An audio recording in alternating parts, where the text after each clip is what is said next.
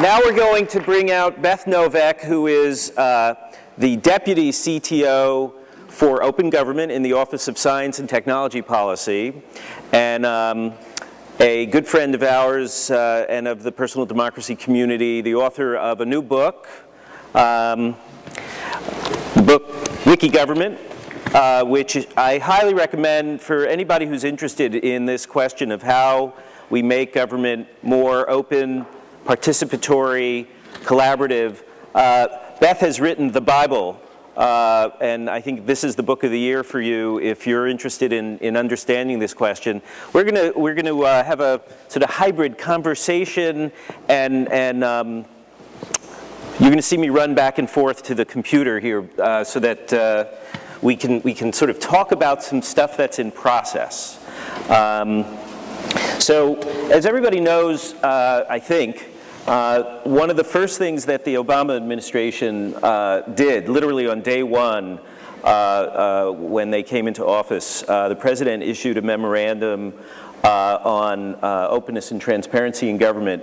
And that memorandum had three primary principles in it: that government should be more open and transparent, that it should be more participatory, and that it should be more collaborative.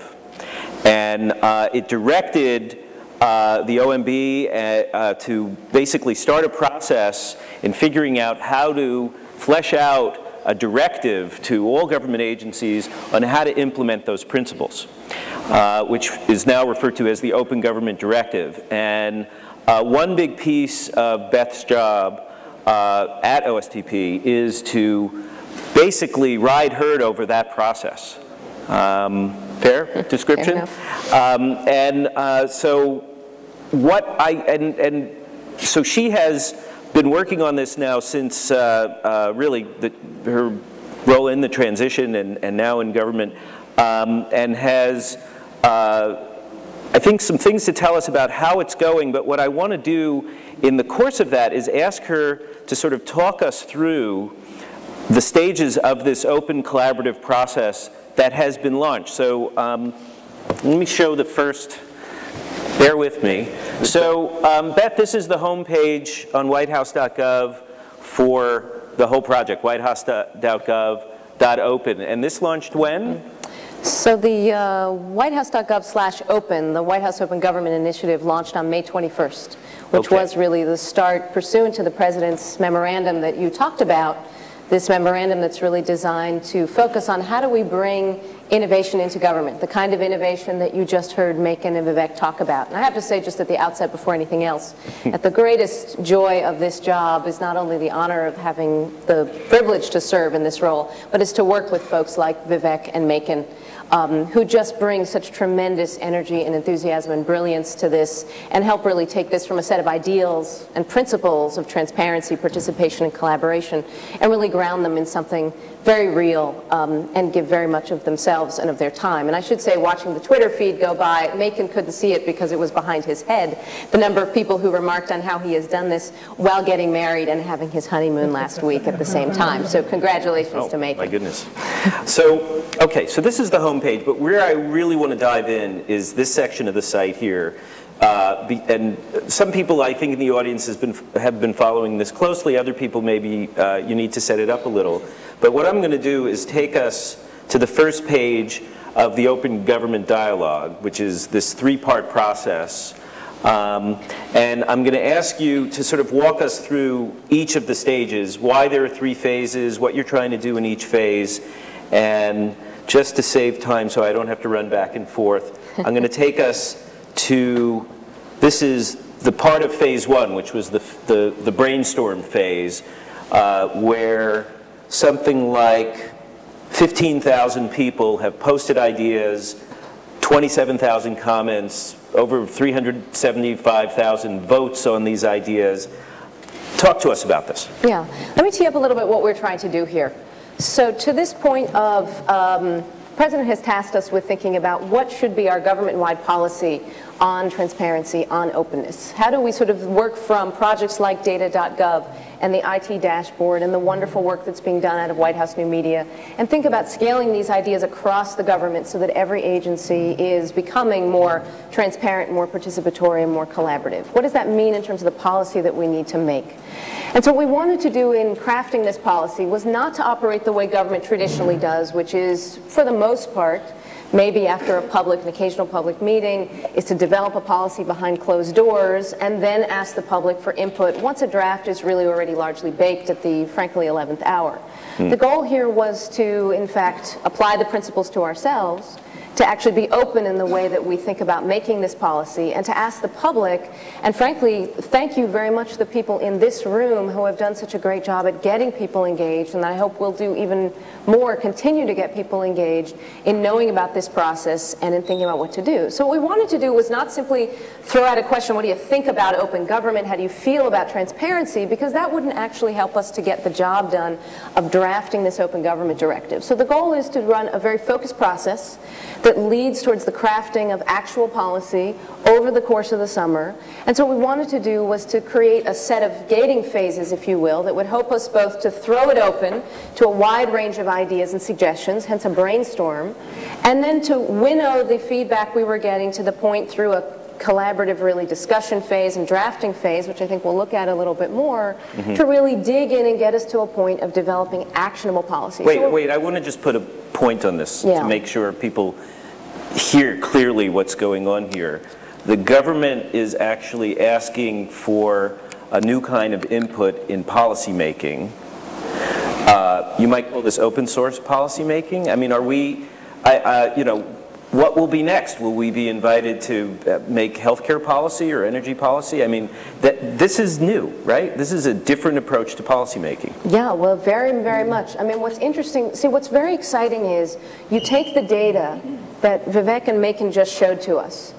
You take that data transparency, and where it's exciting, and this is the point that really Macon was trying to make, is that it's really exciting when you use it and it becomes useful as a meaningful tool of decision making and of impact and of input into the way we not only make decisions about how we spend our IT dollars, but how we make our open government policy. How we now, for example, the FDA has launched its own transparency initiative, how they're going to make policy around food and drug safety. How just today, yesterday is Monday, we now took to that point about classified and unclassified information. We're now having an open conversation about how we're actually going to make our policy on what is classified and what's not classified. The United States Patent and Trademark Office, which has started thanks to data.gov, because there is a platform now to put the data, started to make its data available and has declared that it's going to make all of the USPTO data freely available and downloadable. The benefit of that is not simply the transparency by itself, but it's the ability to take that and say, how can we use that to help ourselves create better quality patents, make better decisions in whatever area it is, energy policy, healthcare policy. So I hope it is something truly different, and that's what we're really trying for here, is to experiment with what are the best ways that we can make policy in a way that benefits from all the ideas out there, not simply the small number of ideas to which we have access in Washington. So yes, I think and I hope that it really is something different, and that's what we're going towards here, is a shift in how we truly make policy and how we make decisions in the way that we actually exercise governance. So if I could get the that screen back that I queued up a second ago of the first phase. Okay, so what we're looking at here, so you're using a tool called Idea Scale. Right. And why did you choose Idea Scale? What does it do for you? So we chose Idea Scale, and I want to say that we are excited about and looking for using a wide variety of new tools. We chose Idea Scale in particular not only because it's pretty and has a nice interface and is quite readable, but because it has these wonderful community self-moderation features that would allow people both to propose ideas, but then also to rate and rank those ideas, to say, hey, these are some of the ideas that we think are particularly engaging and important.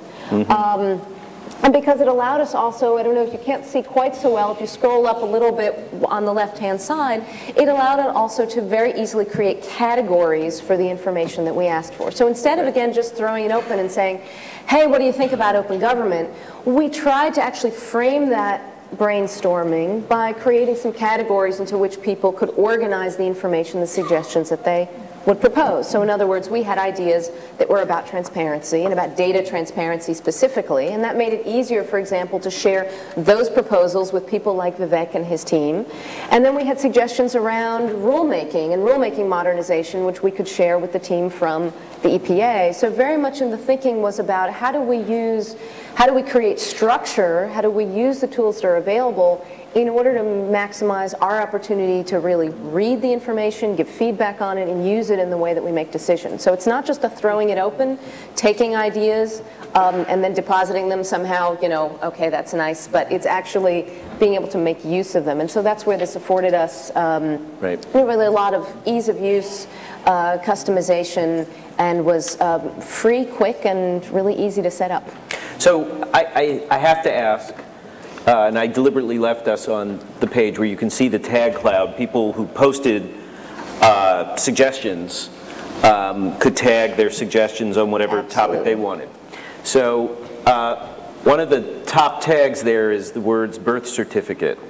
And what that reflects is that there's a minority, but a loud minority. As Andrew said yesterday, organized minorities can be quite powerful in mobilizing and getting attention for their concerns. So there is a minority viewpoint out there that wants to see President Obama's birth certificate.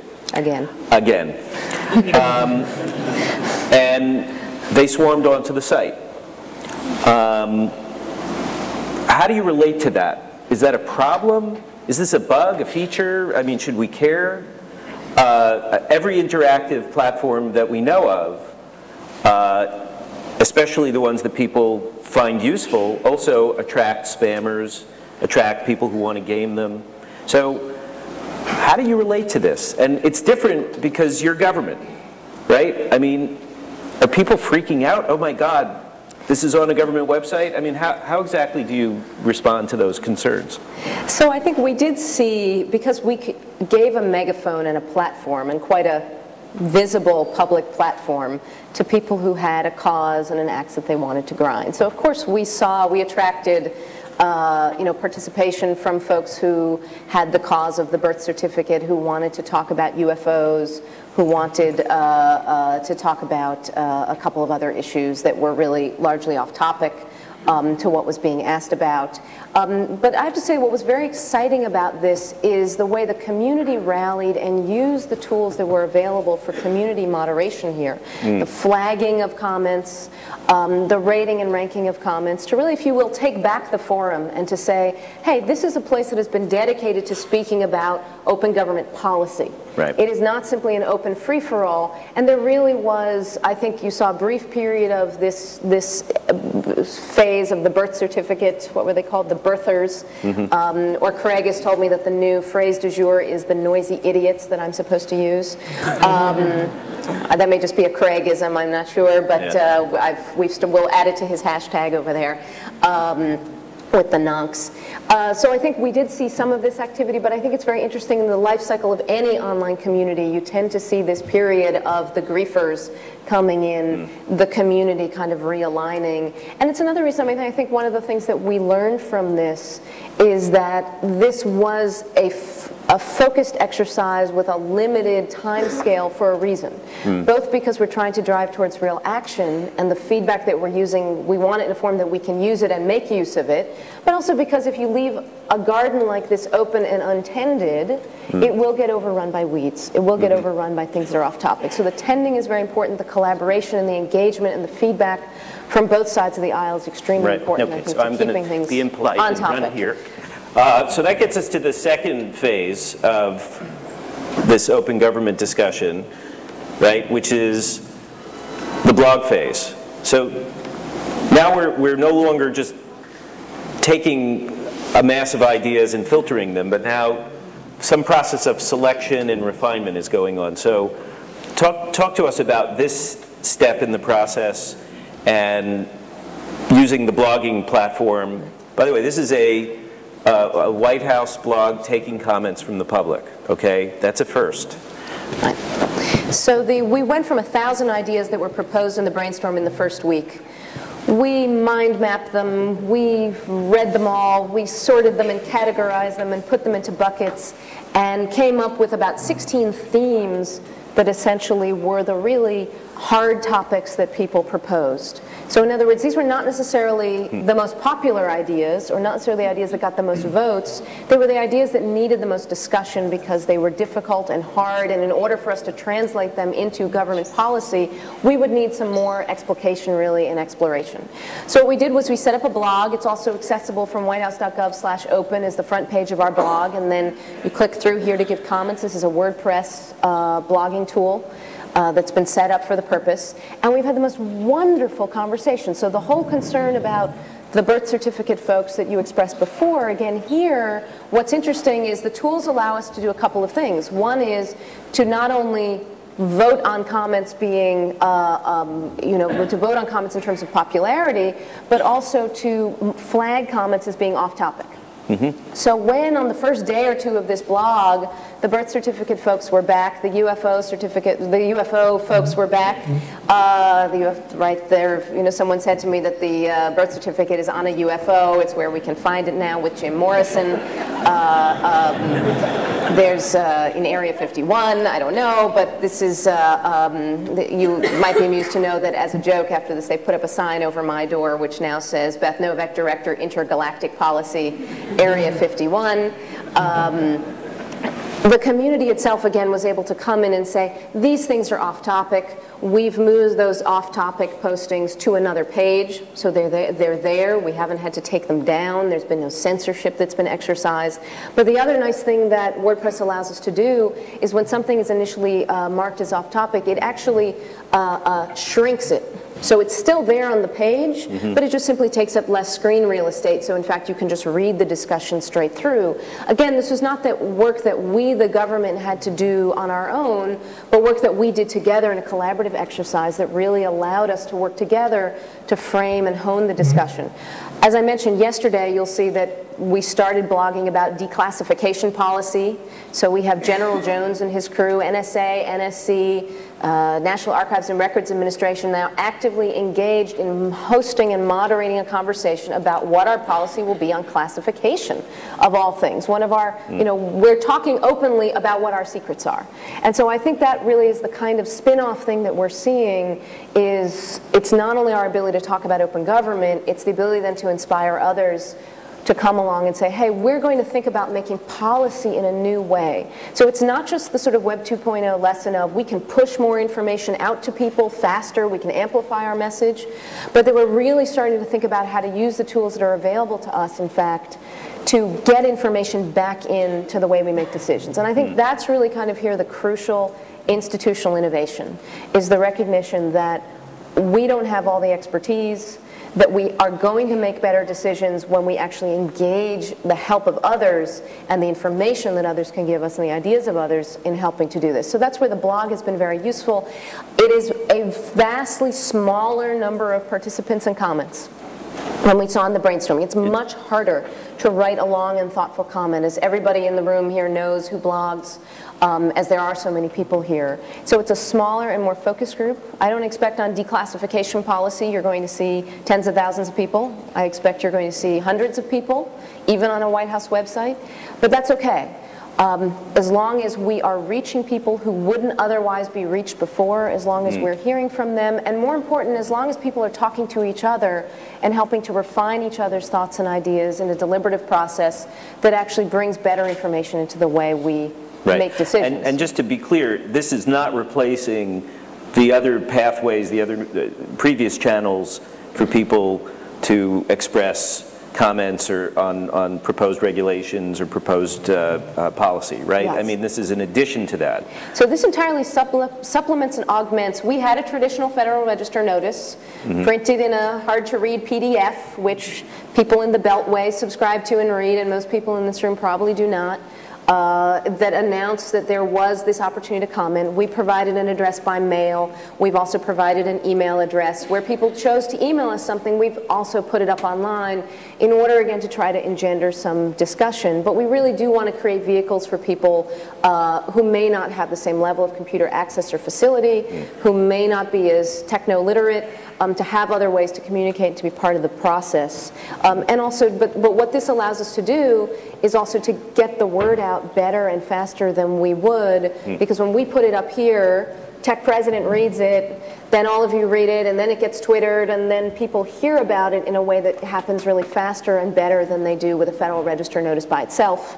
But this is meant to supplement and amplify those processes. And I think to mention rulemaking, this is not about a traditional agency rulemaking, but I think a lot of the same ideas are now filtering their way into thinking about how do we supplement and augment the way we've traditionally done agency rulemaking, frankly, one of the most important areas of decision making in the government, so that we are getting better information from people faster. Okay, being impolite again. So we're getting to the third phase now, which is still going on, right? We're in the, the actual drafting phase, and this is using a tool that we're big fans of called Mixed Ink, right? Which is a collaborative writing tool.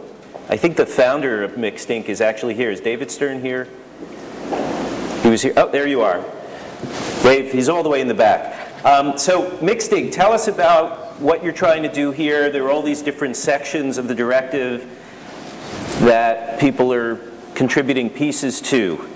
Right. So first let me say, get involved. It's still ongoing.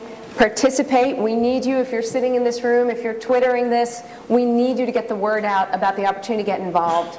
Both because this is the chance to really weigh in on, again, these policies that will help us to institutionalize the kind of work that Vivek is doing. If we want to see more of that, we need to be able to speak to these issues now. But also because this is being viewed very much as a model. We get this right, maybe right is the wrong word, perfect is the enemy of the good, but we do something successful here that works. We send a message to everybody else, whether they're making healthcare policy or energy policy or any other kind of policy, that we have to do this in an open and collaborative way, and we can't make policy behind closed doors anymore. The President has come out very strongly on this message, but we have to, in practice, be able to demonstrate that it's doable in reality, not just in theory. So what are we doing here? And the reason we chose Mixed Ink as the platform for this is we wanted a way for people not only to suggest ideas and a brainstorm, and not only to discuss the sort of difficult points and the details of those ideas, but really to get to the point of suggesting language. And this really goes in two ways. It's both about getting ideas from the public about what our open government recommendations should say, but also about creating some education about how difficult it really is to take the notion, for example, of data transparency and put it into 4 sentences that would direct every agency to be transparent about its data. It's very nice, again, in principle, to say, hey, we believe in transparency, but we have to figure out how to make that actionable in a way that works. So to Andrew's point about his new definition of public, I want to make sure, Andrew, that it's up here by the end of the day, because you have nothing else to do today, but in your copious spare time, we want to see that your recommendation actually gets in here in terms of actual language that we can use.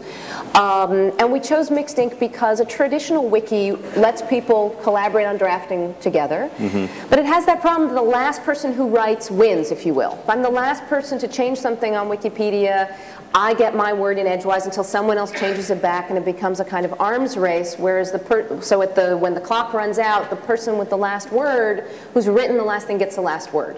What Mixed Ink does, which is really nice, is it has, again, some of those community self-moderation tools of allowing people to vote on different drafts and decide on a consensual basis what should be the changes that get incorporated into the final draft, if you will. So what's going on under any one of these topics that's behind my head is that you can see that there are different versions, 16 versions of a draft on open government operations with 43 contributors and 101 people offering ratings. At the end of this process, which will close this weekend, with rating then voting continuing throughout the weekend, we will then be able to see what the consensus view has been on the best draft, on the best possible language that we can then use to craft our open government recommendations and the open government directive. And so what's the weight of these recommendations to you? I mean, is this a fancy suggestion box? Are you getting really good drafts done here? Is it going to save you time? Are you seeing things that you otherwise might not have seen? Yeah, I think so. To the point about this whole process, And what's, this is, you should want us to come back in a year as well to talk about what the outcome has been here. Because where this is really going to be exciting and where this will really, we can say it worked or it didn't work, or here's what worked and what didn't work, is when we really are able to let this drive to outcomes. And so what I'm seeing, what we've seen is already based on this feedback in all 3 phases of the process, what we've seen from the collaborative wiki we ran with government employees earlier this year, is we have seen enormously thoughtful suggestions that no small group of people in the White House could ever have come up with all by themselves. No small group of people in the White House could really have a sense of the impact, for example, of some of the policies that we're living with and working with on folks in the agencies, how they actually interact with them in real life to actually get their jobs done. Couldn't actually know unless we hear from the public about what are the good ideas for cool tools and technologies and new strategies for using data, for using Web 2.0 that would actually help us to be more open. And we've gotten really an amazing range of suggestions that range from both, here's how to deal with the Paperwork Reduction Act, which some of you may have been in that talk yesterday and heard about the policies like the Paperwork Reduction Act or the Federal Advisory Committee Act and other laws and policies that are designed to push towards transparency, and have also come up with amazing ideas again about tools that we should use, that how mixed ink could be useful, for example, as part of the process. So I think we're seeing a range of recommendations that we can put to good use, both for crafting law and policy, but also for building websites and for taking action. And so I think the outcomes are really going to be what's most telling here, and I can already tell you that it has already saved us time, but more important, I think it's going to just make us smarter and is making us smarter, and is building more legitimacy around a very, very important set of issues, which is how do we actually make government more open across the board so that we're getting at those additional data sets that people want to see, so that we're getting at making policy in a new way, and so that we're really trying to bring innovation to the way our institutions of government actually function and make decisions. So that's really kind of core to the point here. And in a few weeks, what we're going to do is take the feedback we've gotten from these various phases, and we will distill what we've learned. We will come up with then a set of recommendations, put it back out to folks again for comment, put it back out to government agencies again for comment, and again try to filter and distill both that and those suggestions and recommendations which will lead toward new policy making, and those which may be also really, really good ideas that we want to recommend, that we want to take action on in new ways, like building new websites and tools. So we have to finish, but I actually just realized that you're a victim of a terrible paradox. So every author writes a book, and the book takes a while to do, and by the time the book is done, you begin to worry that it's out of date. But in this case, you are already the author of the next chapter of your own book. Your book is already out of date. I hope you have a new version of it online where you can add this chapter. But so this is Wiki Government in Practice, folks. Thank you, Beth. Good luck. We're watching and we're helping, and it's been a thrill to get into the details with you. Thank you, and I want to encourage everybody again, whitehouse.gov/open. It's our government. It is we.gov, so we welcome you. Please join.